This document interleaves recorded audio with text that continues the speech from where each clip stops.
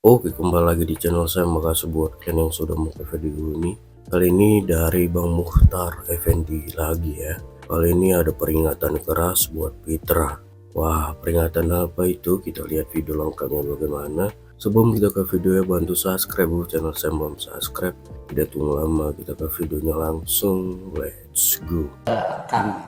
Kalau ada bilang ada seseorang pengacara kotak begitu ya, teriak-teriak, kemudian mengomentari tentang ini, kalau saya pikir itu bukan pengacara kota kan, mohon maaf nih saya sampaikan, dia Tarzan kota. Tarzan kota. Namanya Fitra Ramadan. Fitra. Kalau saya bilang si Fitra itu ya, bukan pengacara kota, Tarzan kota. Yang disebut Tarzan kota itu dia tidak paham lingkungan, dia hanya bisa berteriak. Kalian aja Tarzan kan selalu berteriak, apalah gitu. Ya, kenapa saya bilang demikian? Saya pernah menyampaikan di video saya itu. Jadi sebelum berbicara itu, pelajari dulu kasusnya, pelajari dulu bukti-buktinya, pelajari dulu fakta-fakta persidangan tahun 2016. Karena pengacara itu menurut saya, pengacara itu harus berbicara yang cakap, harus berpikir cepat, dan harus bertindak yang tepat. Jangan asal ngomong. Apa bedanya, mohon maaf, apa bedanya kalau asal ngomong dengan orang yang tidak tahu apa-apa, mohon maaf ya, dengan orang-orang yang hanya bisa teriak-teriak saja. Si Fitra menyampaikan bahwa yang diekstraksi itu bukan HP Pina. Bung, bagaimana Anda bisa menyampaikan bukan HP Pina? Inilah yang saya bilang, pelajari kasus. Saksi fakta yang melihat langsung juga tidak ada, ya berarti memang saya katakan dari awal bahwa ini kan mengadili hantu gitu ya. Kenapa saya katakan begitu? Berarti semua nggak ada. Peristiwa yang diadili itu nggak ada. Baik dari keterangan saksi, baik dari alat bukti yang lain yang nggak ada. Jadi sesuatu peristiwa yang nggak ada. Jadi kita selama ini, se-Indonesia Raya, ini sudah terkuras tenaga dan pemikiran kita terhadap suatu skenario yang tidak ada gitu. Jadi kasus nyatanya tidak ada, kita mengadili skenario. Skenario itu adalah skenario murahan yang pembuktiannya sangat gampang. Kenapa pembuktiannya sangat gampang? Pertama, saksi nggak ada, saksi faktanya nggak ada, alat bukti saintifiknya tidak ada.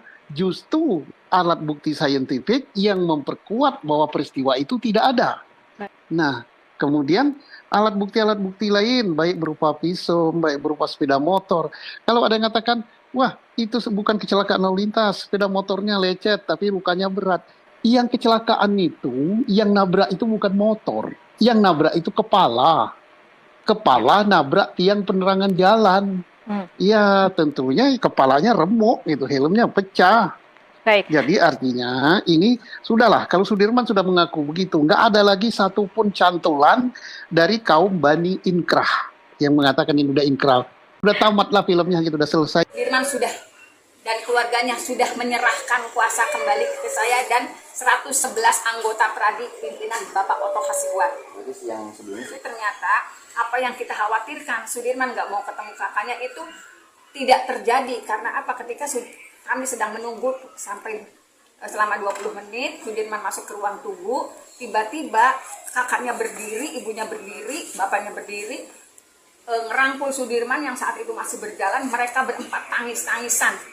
Jadi surat pernyataan yang ditulis Sudirman bahwa dia tidak mau ketemu dengan siapapun itu ternyata tidak terbukti. Kamu betul nggak mau ketemu kakak kamu, itu kamu kok bikin surat pernyataan gitu? Iya Bu, saya disuruh pengacara bikin pernyataan gitu. Sekitar sebelum kita pulang itu dia mencabut kuasa dari pengacara yang ditunjuk oleh Polda Jabar. Ditulis tangan. Dia ingin memilih sendiri pengacaranya, tetapi tidak mau ditunjuk atau diarahkan oleh yang sudah diarahkan oleh Polda Jabar. Nanti kami akan hadirkan Sudirman.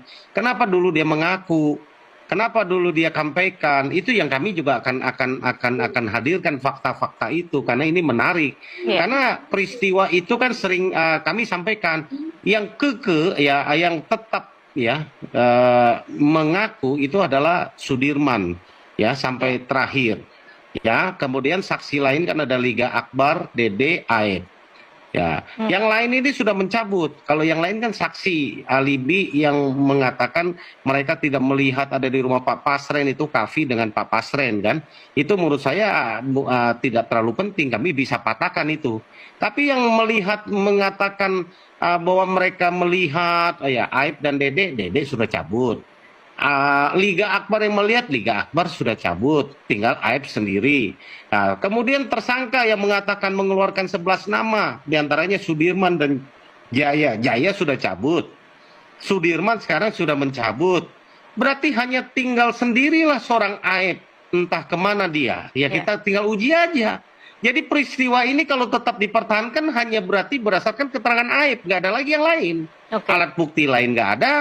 Hanya berdasarkan visum. Ya, visum pun tidak mengatakan apa itu pembunuhan, apakah itu kecelakaan, apakah hanya kematian tidak wajar. Kematian tidak wajar ya itu yang kita uji. Itu saya pikir harusnya apa Pak Susno sampaikan, game over kami juga sampaikan, kalau hakim mempunyai hati nurani dan masih ingin menegakkan kehadiran, harusnya ini mudah sekali. Kalau ini sampai ditolak, ya, menurut saya ini akan bencana hukum buat Indonesia. Saya tidak tahu apa yang akan terjadi lah kepada kita.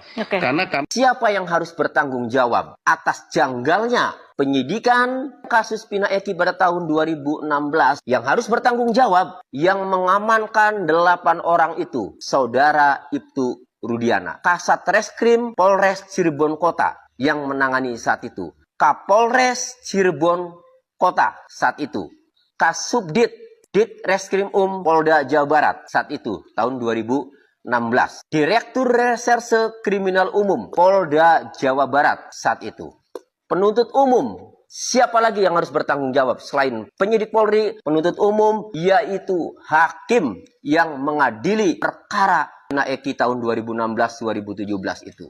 Hakim yang mengadili dan memutus 8 terpidana itu harus diperiksa. Arti harus diperiksa semuanya. Mulai dari penyidik Polri, jaksa penuntut umum, kemudian hakim yang mengadili.